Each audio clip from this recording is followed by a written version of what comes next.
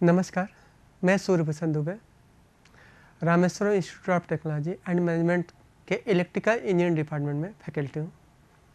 हम लोग voltage regulation previous lecture में पढ़ रहे थे।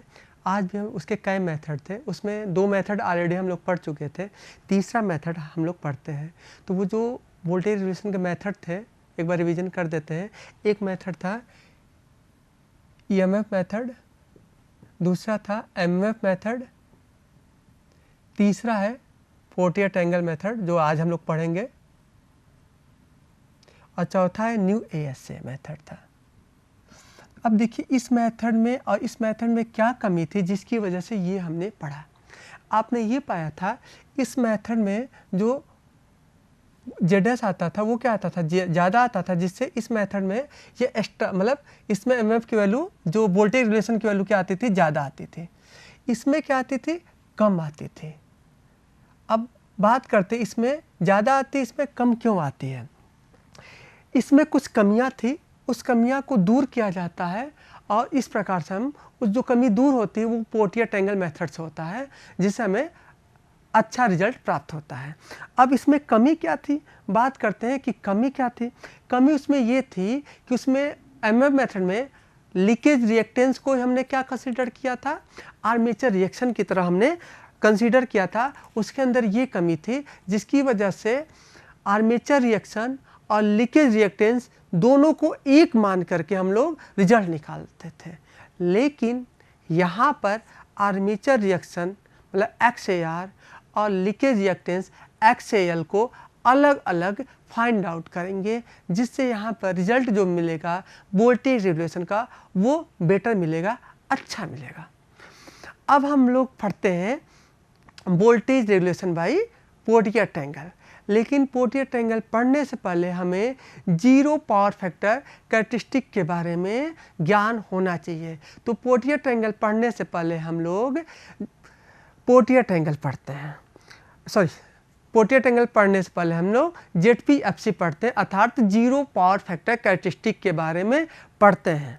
अब ध्यान रखिए, जब जीरो पावर फैक्टर कैरेक्टरिस्टिक किसके किसके बीच में ड्रा किया जाता है, तो ये फील्ड करेंट और VT के बीच में ड्रा किया जाता है। अब आप एक दिमाग में आया होगा कि X एक्सिस पर कौन होगा और Y एक्सिस पर कौन होगा। तो X एक्सिस पर पहले हम बता चुके हैं, X एक्सिस पर जो इंडिपेंडेंट होता है मतलब फील्ड करेंट क्या होगा, इंडिपेंडेंट है, मतलब फील्ड करंट बढ़ाने पर ही आपको VT प्राप्त होगा, VT से EF नहीं प्राप्त होगा। मतलब IF को क्या रखेंगे, IF को आप लोग X एक्सिस पर रखेंगे और VT को Y एक्सिस पर रखेंगे। तो इस तरह से हमें ये हम X एक्सिस खींचे IF और ये Y एक्सिस खींचे, जिसको हमने VT बोल दिया। अब एक कंडीशन थी, समझ में आया कि ये दो लोगों के बीच में खींची जाती है, IF और VT के बीच में ड्रा की जाती है। अब बात करते हैं इसमें और क्या कंडीशन होनी चाहिए। तो एक कंडीशन इसमें ये होनी चाहिए कि जो आपका स्पीड हो वो कांस्टेंट होना चाहिए, अर्थात वो सिंक्रोनस स्पीड पर जनरेटर मूव करना चाहिए, एक कंडीशन। दूसरी कंडीशन क्या होनी चाहिए कि इसमें जो आर्मेचर करंट हो वो भी क्या हो, कांस्टेंट हो। मतलब हमने क्या बोला, ये आपका क्या है, आर्मेचर करंट, ये आपका कांस्टेंट है। दूसरा बोला हमने स्पीड भी क्या होना चाहिए, वो भी क्या होना चाहिए, कांस्टेंट होना चाहिए। तो ये दो चीज़ कंडीशन हम मान कर चलेंगे कि ये मान लिया जाता है। इस कंडीशन पर हम लोग जीरो पावर फैक्टर कैरेक्टरिस्टिक निकालते हैं। तीसरा एक कंडीशन और है, इसमें जो लोड लगाएंगे वो भी क्या होगा, प्योर इंडक्टिव होगा, इसीलिए हमने क्या लिखा, जीरो पावर फैक्टर लिखा। समझ आए, मतलब इसमें जो आप लोड लगाएंगे तो जो आपका लोड होगा वो क्या होगा, प्योर इंडक्टिव होगा। तो ये तीन कंडीशन को लेकर के हम लोग क्या करते हैं, ZPFC ड्रा करते हैं। अब देखो भाई क्या है, हमें क्या चाहिए, रेटेड करंट चाहिए, मतलब जो कांस्टेंट होना चाहिए। तो सबसे पहले इस फिगर ड्रा करने के लिए हमने ये बना लिया फेजर इक्विवेलेंट सर्किट। अब हमें यहाँ पर क्या चाहिए, कांस्टेंट करंट, मतलब रेटेड करंट या जो जिसकी वैल्यू क्या होगी, कांस्टेंट होगी, हमने ये करना है। तो हमने क्या किया, इसको ओपन रखेंगे, कितना भी फील्ड बढ़ाइए, कितना भी फील्ड बढ़ाइए, लेकिन आपको यहाँ पर आईए नहीं फ्लो होगा। अतः हमें सबसे पहले क्या करना पड़ेगा, इसको शॉर्ट करना पड़ेगा। ये शॉर्ट हो गया, ये हट गया, तो ये क्या हो गया आपका शॉर्ट कंडीशन हो गए। एक कंडीशन हमें प्योर लैगिंग करना है, इसलिए हम आरए को भी क्या कर सकते हैं, इग्नोर कर देते हैं। छोटी वैल्यू भी होती है, इसलिए इसको हम इग्नोर भी मान लिए। इसको हमने शॉर्ट सर्किट कर दिया, जैसे हमने यहाँ दिखा दिया, ये शॉर्ट सर्किट हो गया। अब हम क्या करेंगे, फील्ड को बढ़ाएंगे, आईएफ को इंक्रीज करेंगे। आईएफ को इंक्रीज करने पर क्या होगा, यहाँ पर करंट बढ़ेगा, और तब तक आईएफ को इंक्रीज करेंगे जब तक कि आईए की वैल्यू रेटेड करंट के बराबर नहीं हो जाता है। अब वहाँ पर रुक जाएंगे, एक रीडिंग नोट करेंगे। आप खुद सोचिए, उस समय जब ये शॉर्ट सर्किट कंडीशन है, तो उस समय VT क्या है, 0 है। तो ये ग्राफ कहाँ से स्टार्ट होगा, तो ये ग्राफ यहाँ से स्टार्ट होगा।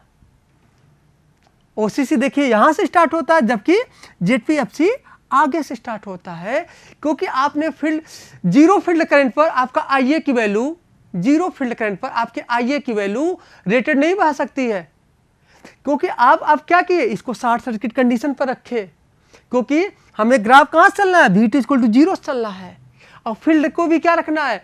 तो हमें क्या मिला कि इसको शॉर्ट सर्किट कंडीशन कर दिए और फील्ड को बढ़ाते जाएंगे, तो आईए की वैल्यू कुछ आएगी, लेकिन उस वैल्यू पर हम लोग क्या करेंगे, रुक जाएंगे, जहां पर आईए की वैल्यू क्या हो जाएगा, रेटेड के बराबर हो जाएगा। तो वो मेरा ये पॉइंट हो गया, क्लियर है। तो मेरा ग्राफ यहाँ से स्टार्ट हुआ। अब हम क्या करें, फील्ड को और बढ़ा रहे हैं। फील्ड को और बढ़ाएंगे तो क्या होगा, तो आईए की वैल्यू क्या होगी, रेटेड से बढ़ेगी। तो रेटेड से बढ़ेगी तो अतः हमें क्या करना पड़ेगा, यहाँ पर एक लोड लगाना पड़ेगा। यहाँ पर हमें क्या करना पड़ेगा, एक लोड लगाना पड़ेगा, जिससे जो आईए रेटेड बढ़ी थी वो क्या हो जाए, कम हो जाए। तो यहाँ लोड लगा दिए, तो आईए जो बढ़ी हुई थी वो क्या हो गई, रेटेड के बराबर हो गई। तो यहाँ पर मुझे क्या प्राप्त होने लगा, VT प्राप्त होने लगेगा। तो ये VT क्या होगा, अब मुझे एक दूसरा पॉइंट मिल जाएगा। और सोचिए, फील्ड करंट को और इंक्रीज कर रहे हैं, फील्ड करंट को और इंक्रीज करेंगे तो क्या होगा, सोचिए, तो आपका आईए की वैल्यू और इंक्रीज होगी। आईए की वैल्यू इंक्रीज होने पर आप क्या करेंगे, लोड को और बढ़ाएंगे। फिर हमने लोड को और इंक्रीज कर दिया, इसलिए इसको वेरिएबल बनाया है। और इंक्रीज करेंगे तो आईए की वैल्यू जो बढ़ी हुई थी वो किसके बराबर हो गई, रेटेड के बराबर हो गई, और तब VT भी क्या हो जाएगा, और बढ़ जाएगा। और एक स्टेप देख लेते हैं कि फील्ड को और बढ़ाएंगे तो आईए भी क्या होगा, बढ़ेगा। तो आईए रेटेड से ज़्यादा हो जाएगा। तो आईए को रेटेड को क्या करना, उसके बराबर करने के लिए मुझे क्या करना पड़ेगा, पुनः लोड को बढ़ाना पड़ेगा। लोड को बढ़ाने से क्या होगा, आपका VT और बढ़ जाएगा। इस तरह से मुझे ये एक और ग्राफ मिला। तो इस तरह से हमें ZPFC ग्राफ प्राप्त होता है। तो ZPFC के लिए ये 3 कंडीशन है, आईए कांस्टेंट होना चाहिए, स्पीड कांस्टेंट होना चाहिए, और लोड क्या होनी चाहिए, प्योरली इंडक्टिव होना चाहिए, तब ये 0 पावर फैक्टर हो सकता है। क्लियर। तो अब हम लोग इसकी हेल्प से, अब मुझे 2 ग्राफ मुझे पता होना चाहिए, एक OCC और दूसरा ZPFC। इन दोनों की हेल्प से हम लोग पोर्ट्रेट ट्रायंगल को समझेंगे। तो मेरा नेक्स्ट टॉपिक हुआ, अब हम लोग पोर्ट्रेट ट्रायंगल को स्टडी करते हैं, क्योंकि हमें ZPFC भी पता है और OCC भी पता है। OCC थोड़ा सा हम क्लियर कर देते हैं। OCC क्या होता है कि हम लोड को ओपन रखते हैं और इस तरह से मेरा ग्राफ कैसे प्राप्त होता है, ऐसे प्राप्त होता है। क्लियर ही OCC है। अब हमें जो हमने लिखा है, जो पहले बता चुके, इस मेथड में आर्मेचर लीकेज रिएक्टेंस के कारण वोल्टेज ड्रॉप IAXL और आर्मेचर रिएक्शन के कारण वोल्टेज ड्रॉप IAXL को अलग अलग कैलकुलेट करके वोल्टेज रेगुलेशन ज्ञात करते हैं। जैसे हम पहले बता चुके हैं कि उसमें क्या करते थे, एक साथ प्राप्त करते थे, यहाँ पर अलग अलग प्राप्त करेंगे, जबकि जिससे इस मेथड में वोल्टेज रेगुलेशन एक्यूरेट प्राप्त होता है। जबकि उपरोक्त दोनों ड्रॉप को MMF मेथड में, जो कि कमी थी, आर्मेचर रिएक्शन की तरह कंसीडर करते हैं और एक साथ फाइंड आउट करते हैं। तो हम लोग क्या करते हैं, हम अब स्टार्ट करते हैं पोर्ट्रेट ट्रायंगल, जिसके कई स्टेप हैं, हम लोग अलग अलग स्टेप समझते हैं। सबसे पहला स्टेप होगा, स्टेप नंबर 1, इसमें हम लोग क्या करेंगे, OCC प्लाट ग्राफ करेंगे। दूसरा क्या है, ZPFC प्लाट को क्या करेंगे, प्राप्त करेंगे या प्लाट करेंगे। तो ये देखिए आपका OCC मिला और ये क्या मिला, ZPFC मिला। अब क्या करते हैं, इन दोनों के बीच में हम लोग क्या बनाते हैं, पोर्टियर ट्रायंगल बनाते हैं। तो हमने तीसरा पॉइंट क्या लिखा कि OCC और ZPFC के दोनों ग्राफ के बीच में पोर्टियर ट्रायंगल बनाते हैं। तो वो पोर्टियर ट्रायंगल ये आपका हुआ, ये आपका पोर्टियर ट्रायंगल हुआ, इसी को पोर्टियर ट्रायंगल बोलते हैं। अब इसको क्वेश्चन उठता है कि इसको ड्रा कैसे करते होंगे, कैसे ये ABC या ADB आया। अब देखिए ड्रा करने के हमें अलग नेक्स्ट मेथड पर चलते हैं, पॉइंट नंबर 4 पर चलते हैं। हमने क्या लिखा, ZPFC के स्टार्टिंग पॉइंट P पर, तो यहाँ पर स्टार्टिंग पॉइंट F पर, सॉरी, तो जो F डैश मिला, F डैश यहाँ लिखा था, तो F डैश पर क्या होगा, सोचिए उस समय VT की वैल्यू क्या होगी, 0 होगी, जो कि हम पहले बता चुके थे।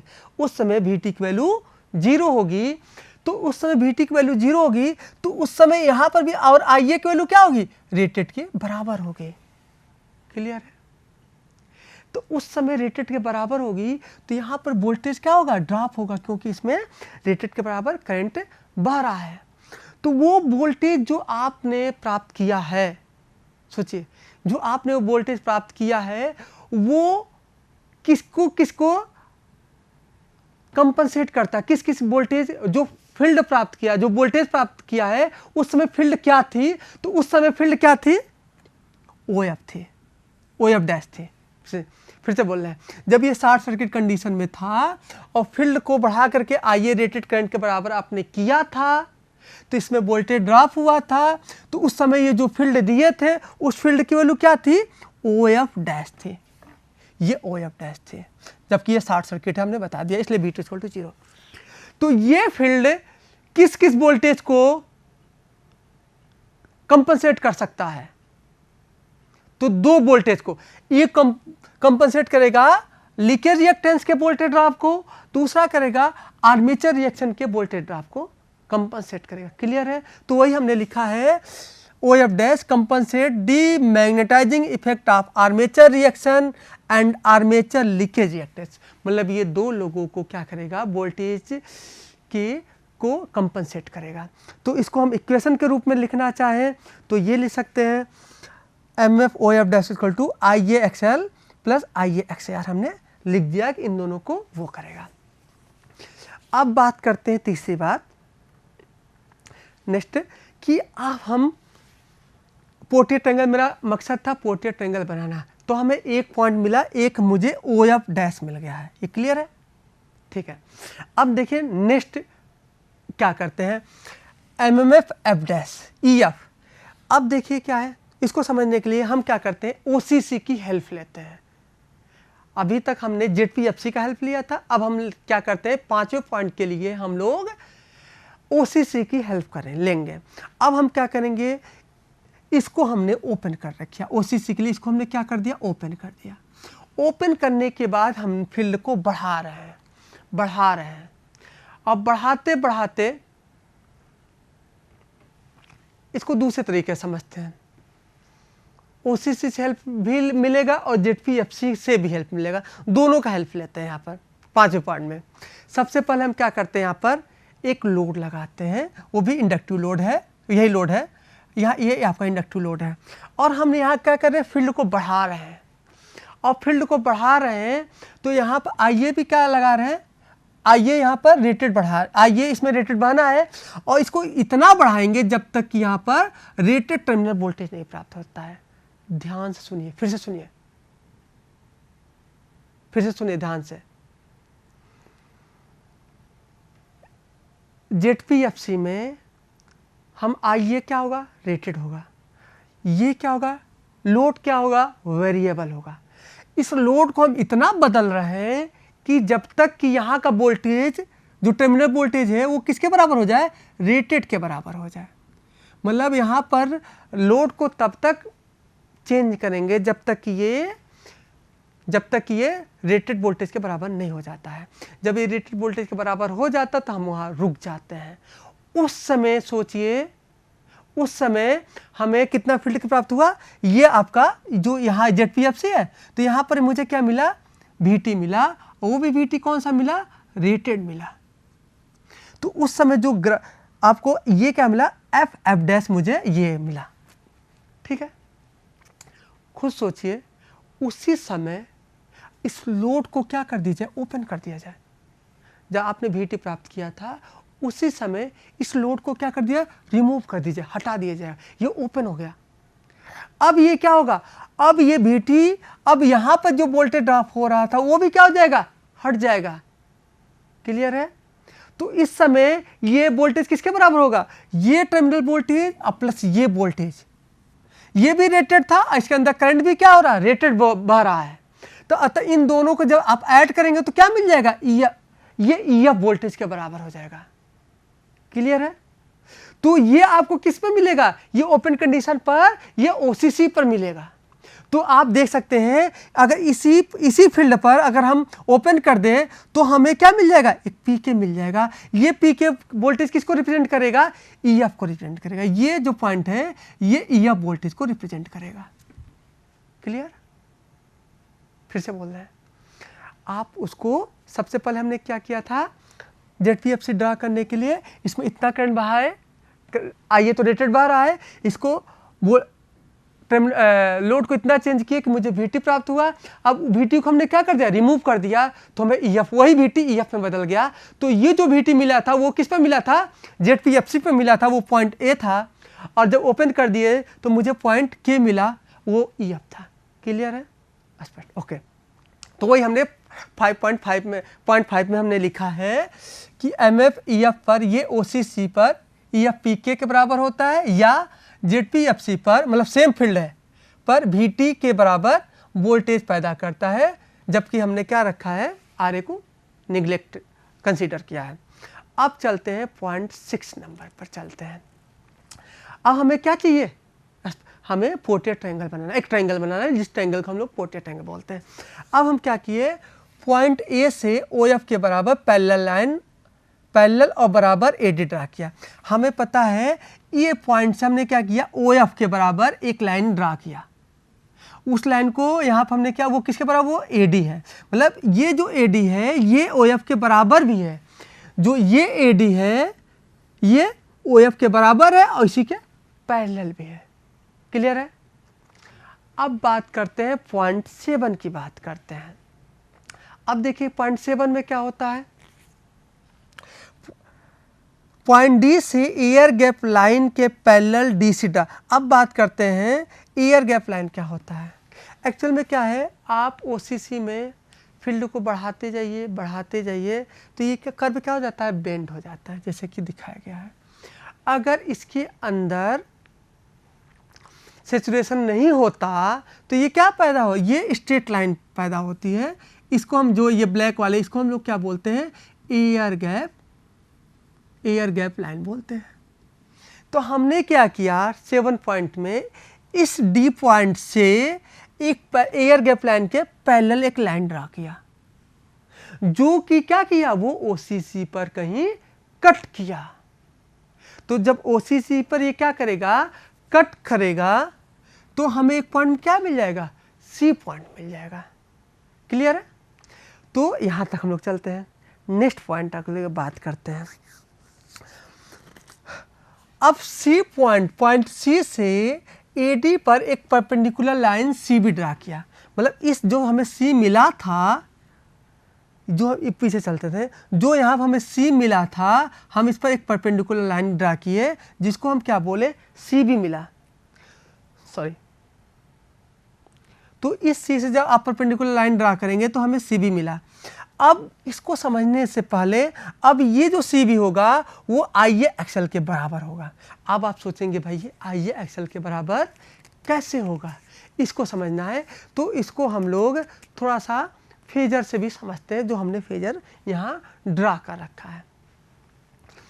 पहला कंडीशन, सबसे पहले हमने क्या ड्रा किया, ये VT ड्रा किया। हमने बोला सबसे पहले जब भी हम कुछ करेंगे वो VT ड्रा करेंगे, तो ये हमने VT ड्रा किया। इस VT से IA क्या होगा, 90 डिग्री लैग करेगा। तो हमने यहाँ पर देखिए VT और IA के बीच में 90 डिग्री हमने ड्रा कर दिया। क्लियर है?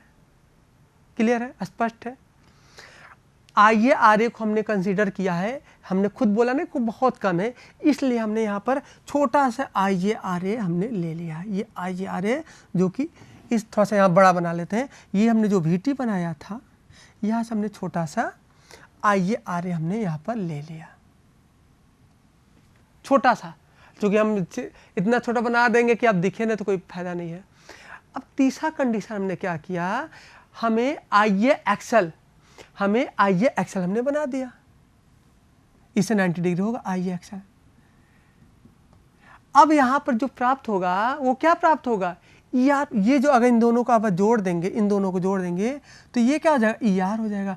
अब आप सोचेंगे ऐसा कैसे हो सकता है, देख सकते हैं इससे अगर देखेंगे इस फिगर से, इस फिगर में ये क्या है, VT है, और VT में IA-XL आपने क्या कर दिया, IA-RA थोड़ा सा छोटा लिए और IA-XL तीनों को, ये ER किसके बराबर, इसके प्लस इन तीनों के फेजर सम के बराबर है। तो यहाँ से भी हमें क्या मिल जाएगा, यहाँ से भी हमें इस IA-RA, IA-XL और VT को जोड़ने पर मुझे ER प्राप्त हो गया। क्लियर है? अब देखिए भाई हम लोग क्या करते हैं, आगे समझते हैं। तो यहाँ से VT मिला, वही हमने यहाँ बनाया VT, ये IA-RA और ये IA-XL है। तो यहाँ से भी आप देख सकते हैं, तो जो ये पॉइंट था, ये जो हमें मिला था वो क्या मिला था, VT मिला था, और ये क्या मिला था हमको, EF मिला था, आपको याद होगा।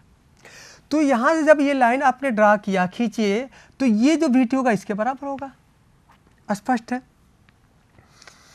और अब बात करते हैं कि ये IA-XL क्या होगा, और जब आपने इसको जब ड्रा किए तो यहाँ पर भी आपको क्या मिला, ये पॉइंट मिला। तो ये लाइन भी किसको रिप्रेजेंट करेगी, यहाँ पर IA-XL को रिप्रेजेंट करेगी। क्लियर है? मेरा मकसद क्या था, अलग अलग आर्मेचर रिएक्शन, मतलब XL और XAR अलग अलग प्राप्त करना मेरा उद्देश्य था। तो यहाँ से हमें क्या मिलेगा, यहाँ पर ये मुझे IA-XL मिल गया, या इस तरह से IA तो पता है, तो IA के थ्रू हमें IA-XL मतलब XL मिल जाएगा, या लीकेज रिएक्टेंस हमें मिल जाएगा यहाँ से, क्योंकि IA हमें ऑलरेडी पता है। अब और समझते हैं, यहाँ से हमने क्या किया, जो ये पॉइंट है, मतलब ये पॉइंट AB लाइन क्या होगी, सोचिए, EB जो होगी वो फ्लक्स होगी, MF होगा, वो MF किसके बराबर होगा, जो कि आर्मेचर रिएक्शन में कितना वोल्टेज ड्रॉप हुआ है उस फ्लक्स को या उस MF को रिप्रेजेंट करेगा। मतलब आपका जो ये ट्रायंगल बना, ये ABC, ये जो ट्रायंगल आया ABC, मतलब ABC, इस ट्रायंगल को हम लोग बोलते हैं पोर्ट्रेट ट्रायंगल, जो कि BC जो लाइन है वो लीकेज रिएक्टेंस को रिप्रेजेंट करता है, और जो AB लाइन है वो आर्मेचर रिएक्शन में उस फ्लक्स को रिप्रेजेंट करता है जितने फ्लक्स में आर्मेचर रिएक्शन के क्रॉस वोल्टेज ड्रॉप होता है। थोड़ा सा इसको और समझते हैं, फिर से वापस चलते हैं। तो यहाँ से हमने क्या पाया था, टोटल फील्ड पाया था। क्लियर है? ये टोटल फील्ड पाया था, वो फील्ड जिस पर हमें OCC पर EF प्राप्त होता है, और VT पर हमें क्या, ZPFC पर VT प्राप्त होता है। अगर इसमें से हम क्या कर दें, AB को माइनस कर दें, AB को माइनस कर दें, तो क्या हो जाएगा, मुझे क्या प्राप्त होगा, तो हमें मात्र FR प्राप्त होगा। इस FR से हमें ER मिलता है। ये FR उतना वोल्टेज पैदा करता है कि जिससे जो EF के बराबर होता है, EF नहीं सॉरी ER के बराबर, फिर से रिपीट करते हैं, FR मतलब MMF, यह उतना MF होता है जो कि इसमें इतना EMF पैदा कर सके, मतलब ER के बराबर EMF पैदा कर सके, क्योंकि इसमें से आपने क्या कर दिया, इसमें से आपने आर्मेचर रिएक्शन को क्या कर दिया, माइनस कर दिया। अब देखिए बात करते हैं, तो हमें इन दोनों को माइनस करने पर यह प्राप्त होता है। अब ये हम लोग अभी स्टडी कर रहे थे कि ये हमें इतना मिला, इसी को हमने क्या किया, इसका एमएफ इस VT से जो आपका IA आया, IA आपको यहाँ दिख नहीं रहा है, यह बहुत छोटा है, इसी के अपोजिट में हमने बनाया है, अपोजिट उसी की दिशा में, क्योंकि ये आपका क्या आया था, ये मेन फील्ड था, ये जो EF था, ये EF क्या होगा, इससे आपका 90 डिग्री, ये एक्चुअल में ये इस EF से 90 डिग्री होता है, ये FF था। अब ये 90 डिग्री, अब हमने जो यहाँ पर आर्मेचर रिएक्शन होगा वो क्या होगा, डीमैग्नेटाइजेशन नेचर का होगा, अतः इसी की दिशा में बनाएंगे तो ये कम हो गया, और इन दोनों को जोड़ेंगे तो ये आपका क्या होगा, प्राप्त होगा, FR प्राप्त हो गया। मेरा इस तरह से क्या हुआ, एक पोर्टियर ट्रायंगल मिला, उस पोर्टियर ट्रायंगल का नाम हुआ ABC हुआ। इस ABC में हम लोग देखिए क्या कर रहे हैं, जो ये CB लाइन है जो हम पहले बता चुके हैं, ये CB लाइन IA एक्सल को रिप्रेजेंट कर रही है। नेक्स्ट पॉइंट हम लोग बात करते हैं, और यहाँ पर जो AB लाइन हुआ, ये AB लाइन क्या हुआ, AB लाइन FA को रिप्रेजेंट करती है, मतलब आर्मेचर रिएक्शन को रिप्रेजेंट करती है। यहाँ से मुझे आर्मेचर रिएक्शन वाला मिल गया, मतलब XAR मिल जाएगा, और यहाँ से मुझे क्या मिल जाएगा, एक्सल मिल जाएगा, मतलब लीकेज रिएक्टेंस और आर्मेचर रिएक्टेंस हमें अलग अलग प्राप्त हो गया। तो इतना एक चीज़ और समझने वाली बात है कि अगर इस पोर्टियर ट्रायंगल को इन दोनों लाइन के बीच में कहीं भी हम शिफ्ट करें तो क्या ये बदल जाएगा, तो उसका आंसर होगा ये नहीं बदलेगा। आप इन दोनों को कहीं पर भी आपस में शिफ्ट कीजिए, ये नहीं बदलेगा, लेकिन कंडीशन ये होना चाहिए कि यहाँ पर RA की वैल्यू, मतलब आर्मेचर रेजिस्टेंस की वैल्यू क्या लेंगे, 0 लेंगे। आप सोचेंगे क्यों, क्योंकि ZPFC ड्रा करने के लिए प्योर लैगिंग की कंडीशन अप्लाई करते हैं, तो प्योर लैगिंग में RA की वैल्यू क्या होनी चाहिए, 0 होनी चाहिए। तो इस तरह से हम लोग क्या कर सकते हैं, तो हमें मेरा जो मेन मकसद था क्या था, वोल्टेज रेगुलेशन निकालना। तो वोल्टेज रेगुलेशन का फार्मूला क्या था, तो वोल्टेज रेगुलेशन इक्वल टू था, voltage regulation equal to EF minus VT/VT। फिर से एक बार रिपीट कर देते हैं कि जनरेटर में यहाँ पर VT लिखा रहता है, मोटर में और ट्रांसफार्मर में यहाँ पर EF लिखा रहता है। जनरेटर में यहाँ VT लिखा रहता है और ट्रांसफार्मर में यहाँ पर EF लिखा रहता है, क्योंकि ट्रांसफार्मर में आप EF नहीं बदल सकते, वो रेटेड होता है, और जनरेटर में आप टर्मिनल वोल्टेज मेंटेन करते हैं, इसलिए वो भी फिक्स रहता है। इसलिए नीचे जो होता है, जब परसेंटेज निकालते हैं तो फिक्स वैल्यू को निकालते हैं, या PU वैल्यू क्या होता है, जो फिक्स होता है, तो इसलिए यहाँ पर नीचे होगा। तो मेरा ये कंडीशन हुआ। तो इस तरह से क्या हुआ कि इस पोर्टियर ट्रायंगल को इन दोनों के बीच में कहीं भी आप शिफ्ट कर सकते हैं, उसकी वैल्यू क्या आएगी, सेम आएगी। तो हम लोग इस तरह से हम लोग क्या क्या पढ़ चुके हैं, एक EMF मेथड, एक MMF मेथड, और एक अभी हम लोग पढ़े पोर्टियर ट्रायंगल मेथड। अब बात करते हैं कि जो यहाँ पर क्या इसको ये कंपटीशन एग्जाम में आता है कि किससे ज़्यादा वैल्यू आती है, किससे कम आती है, किससे सही वैल्यू आती है, ये एग्जाम के कंपटीशन में पूछा जाता है। तो EMF मेथड से हम लोग क्या समझते हैं कि ये ज़्यादा वैल्यू देता है, एक्स्ट्रा MF देता है, मतलब इससे जो वोल्टेज रिलेशन आएगा वो ज़्यादा आएगा, एक्स्ट्रा आएगा, तो यहाँ से EFR क्या हो जाएगा, एक्स्ट्रा हो जाएगा। क्लियर है। MF में क्या आया था, मिनिमम वैल्यू है, कम आई थी, तो यहाँ से M क्या हो जाएगा, मिनिमम हो जाएगा। ये लर्न करने का हम तरीका आपको बता रहे हैं कि वहाँ पर भाई हो सकता है आप जो ये सारे पॉइंट है, टेक्निकल पॉइंट, वो भूल गया, तो आप इस पॉइंट से भी क्या कर सकते हैं, उसको रिमाइंड कर सकते हैं कि EFR क्या हुआ, एक्स्ट्रा मीन्स ज़्यादा, और MFR क्या है, मिनिमम, मिनिमम मीन्स कम। तीसरा मेथड क्या है, पोर्टियर ट्रायंगल मेथड। इससे जो वैल्यू आती है वो क्या आती है, सही वैल्यू आती है, एक्यूरेट वैल्यू आती है। अब आप सोचेंगे एक्यूरेट आती है, लेकिन इसमें भी थोड़ा सा एक चीज़ ध्यान रखने वाली बात है। आप क्या ध्यान रखेंगे, आपने लीकेज रिएक्टेंस लिया था, तो लीकेज रिएक्टेंस क्या आपने क्या माना था, ये हमेशा समान रहता है, मतलब ये बदलता नहीं है। तो जबकि सिलेंड्रिकल में क्या होता है, सिलेंड्रिकल में क्या होता है, ये लीकेज रिएक्टेंस समान होता है, लेकिन सेलिएंट में क्या होता है, सेलिएंट में आप देखेंगे तो यहाँ पर क्या होगा, अलग होगा और यहाँ पर अलग होगा, तो लीकेज रिएक्टेंस क्या होता है? अलग अलग होता है। तो पोर्टियर ट्रायंगल में ध्यान रखिएगा, ये तभी सही होगा, ये तभी होगा सही एक्यूरेट रिजल्ट देगा जबकि आप रोटर सिलेंड्रिकल लेंगे। लेकिन यही रोटर सिलेंड्रिकल ना लेकर सेलिएंट लेंगे तो यहाँ पर एक्यूरेट रिजल्ट नहीं आएगा।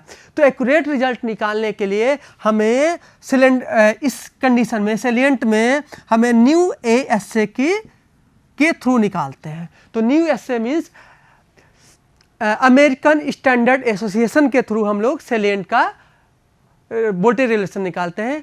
आज के लिए बस इतना ही। धन्यवाद, नमस्कार।